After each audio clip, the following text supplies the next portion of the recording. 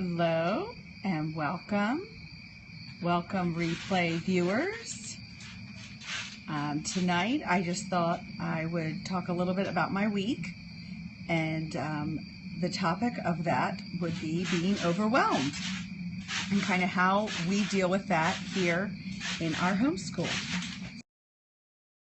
Hi, I'm Mary. Good to see. Hi, my father just joined in. Good to see you all tonight. I am Mary at Not Before 7. So obviously I periscope at Not Before 7. I also have a blog. It's a little neglected right now, and a Facebook page at Not Before 7. And tonight I just thought I would pop in here on Friday night and talk a little bit about my homeschool week and the feeling of being overwhelmed as a mom, as a homeschooler, as a person, and kind of how I deal with that when it crops up, what I have learned to do, because I can get very easily overwhelmed and it just starts to make me an insane person. And I think it happens a lot. So this week we had gone camping from Sunday to Wednesday night. Oh, and thank you for the little hearts and bats. In case you all don't know, the little bats flying up, if you do a periscope and you put hashtag Halloween, then it makes, when people tap the screen to give hearts, sometimes they turn into little bats flying up. So if you tap your screen, it gives hearts, and that's a way of saying you like what you hear, and giving some periscope love. And it's bats right now too. So let's get back to talking about being overwhelmed. So I came home Wednesday night, and we have been camping for several nights in the woods in the freezing cold. I actually periscoped from the top of the mountain, and hi Dad, and the from District 12, from the Hunger Games on the way home. And we got home Wednesday night afternoon, and my daughter had to go to gymnastics, and I was staring at about 15 loads of laundry.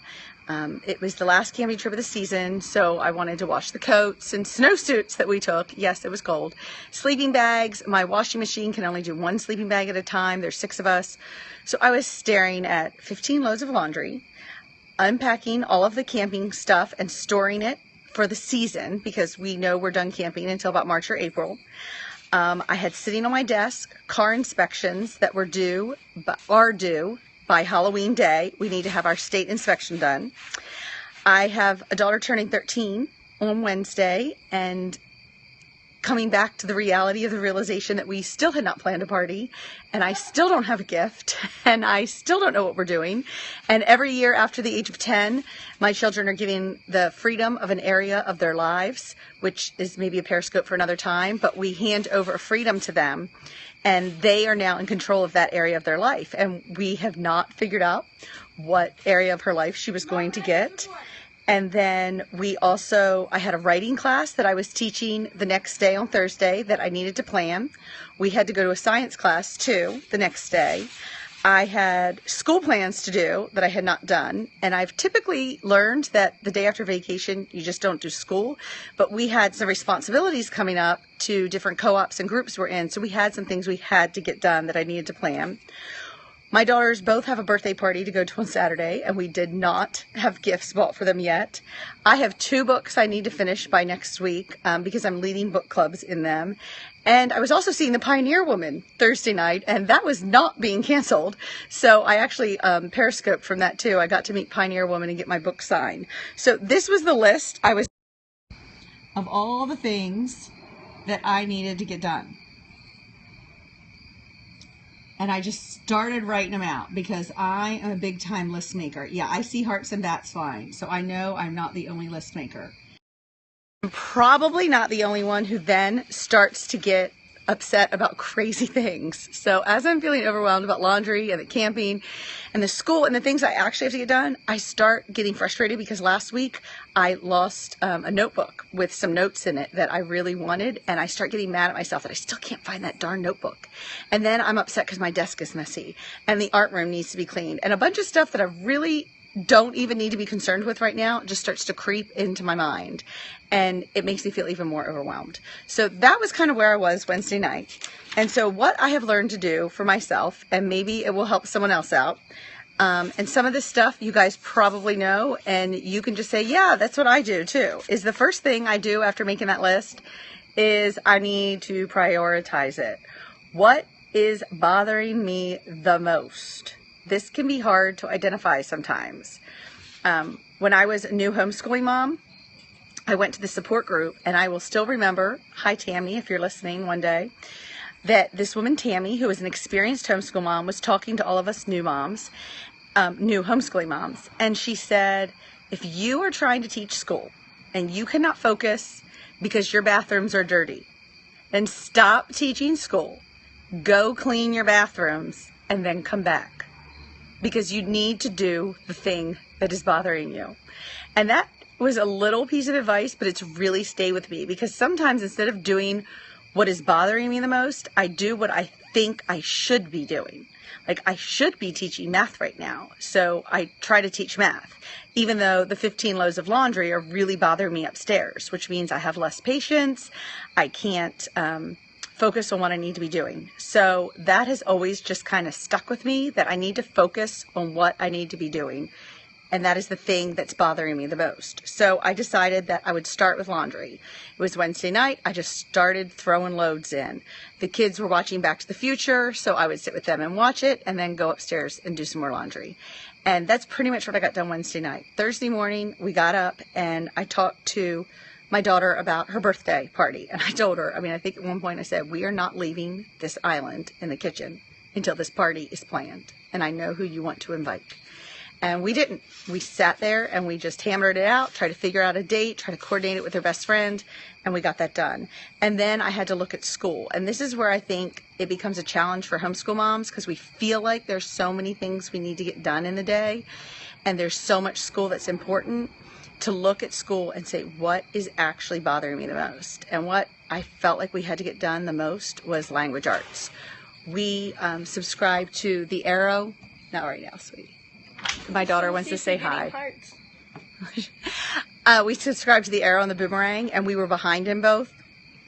And we have a book club for both of them. So I knew we were just going to spend the whole day on our language arts, and I was just canceling everything else. So that leads me to my next thing, is that I try to remember to de-center myself from the universe. The world is not going to end if I do not get my to-do list done. And this can be difficult to remember. One of my kids struggles with anxiety, and one of the little practices we do is we say, what is the worst thing that could happen in this situation, and can you live with that? So if I don't get my car inspections done, I might have to pay a late fee. No one is going to die. I don't want to pay a late fee, but no one's going to die. I need to stop letting it bother me. If I am not prepared for science, I immediately called the friend up who was doing the science class, and I said, what do I need to have done with my kids in order to participate in the science class effectively? And she was like, oh, not really anything. Don't worry about it. I'll just go over anything we're doing and you're fine. So that was perfect. I didn't have to stress about that anymore.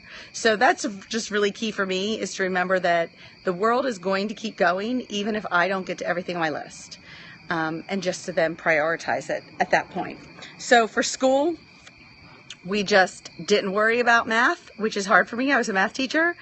I just knew we were canceling math, and we just focused on language arts. And another thing I did is that my daughter does the Boomerang Guides from Julie at Brave Writer, which I'll throw up her name real quick because I'm going to talk about her in a second. I'm going to show you one of the guides and how I then modified it to keep our lives sane. This is the guide for Little Women, and there are think piece questions at the end, and we try to do them as we're reading. So we're still in the beginning, and she has book club next week. So I just started to realize, these are hard for her, and this is the first year she's doing it, and each of these wants her to use quotes from the book, and she's struggling. So I just told her, you know what, pick two. Just pick two, whatever two you want to do, and let's not do all three. I would rather two well-written answers than three that we just kind of haphazardly did. And actually, at this point, she's only done one. But today, she sat down and read the entire second half of the book. It took her 2 hours. So I figured that was enough. We didn't need to do anything more. And what was great is that last night, if you missed it, Julie at Brave Writer, I'm going to show her name again, did a Periscope, and she told the 55 things she never did as a homeschool mom. And it was kind of like a release. It was like a list of what could be looked at as quote unquote failures that we could feel bad for not doing because we feel like we should have done them. But she has raised 5 successful adults that she is proud of. And she just got on there to say, hey, these are all the things that I never did as a homeschool mom. And you know what? It all turned out okay. And it was just so encouraging to sit and listen to that, especially as I was in the middle of feeling overwhelmed and feeling bad for canceling math and feeling bad that we weren't doing all the questions and all that, to realize, you know, the picture is really bigger than this. And it's about that relationship with my kids, and overwhelmed mom can often do damage to the relationship with my kids. So I just needed to keep myself calm, prioritize, keep myself from being the center of my universe, thinking everything would stop if I didn't get it done, so that I could handle my kids well as well. So it was a great choice to eliminate some stuff from school, to have more laid back days. And the hard part was, the last thing I try to do is to remember to focus on one. Just focus on one thing at a time. Deep breath, do the laundry, and that's it. Don't try to do more than one thing at a time. And try to keep my brain focused on one thing at a time, which is really hard. So I kept saying to my kids all morning, we were finishing up the Arrow, we were doing some poetry, and that was my only goal for my younger 3, was to write these poems. And I kept saying to them, okay, our focus right now is getting through these poems. Our focus right now is discussing similes and metaphors. Our focus right now, and then they ended up writing these great monster poems. They had a great time with it. But I kept having to tell them what our focus was. Well, the ironic thing is I was dealing with 3 kids. That was not their focus. They clearly wanted to get on the computer and print out Pokemon cards. So I had to remember that. So we did our poems. We had a great time. I was ready to move on and get some bonus work done, you know, because that's how I was feeling. Like, all right, things are going well. Maybe we'll throw in a little math here. And I remember, no. You know, they're feeling like I was. They are distracted in their head. They're excited about this idea of printing out Pokemon cards. And that's what I went and let them do.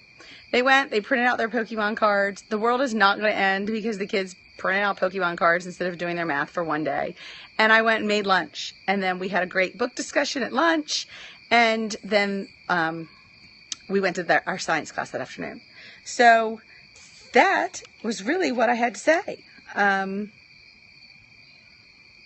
Yeah, and I also got to get my book signed by the Pioneer Woman, so that was awesome. But that was just kind of this week and how I had to handle it, and just dealing with being overwhelmed. I feel like as moms in general, and specifically as homeschool moms, we have to deal with that feeling a lot, and we have to be able to prioritize, remember that the world is not going to end, and then focus on one thing at a time and get through it so that we can keep ourselves sane and we can treat the other people in our family in a sane and respectful way, so that we're not doing damage to them just because we're feeling stressed. So clearly I have a huge to-do list to still get to. We only got through some of it, so there are still loads of laundry in the hallway waiting for me. And I still have 2 books to read this weekend. I'm leading a book club on Jen Hatmaker's book, For the Love, on Tuesday night. And I have not started it. So I have a lot of reading to do. And I'm leading a middle school book club on Little Women on Friday using the Boomerang. And my daughter is now beating me through the book. So I also have that to read tonight. So I know what I'll be spending my evening doing. Oh, and I was going to add, I also, in my priorities, I canceled working out, which is a real bummer for me. I love to run, but I think sometimes we have to remember what is most important, and planning my daughter's birthday, getting school done and all that, I just didn't fit in the workout.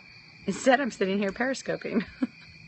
So thank you for joining and listening, and I hope you all have a wonderful weekend. Thanks for the hearts, and I will see you sometime next week. I'm hoping on Monday to talk a little bit about math games, because I know a lot of people have asked about math periscopes.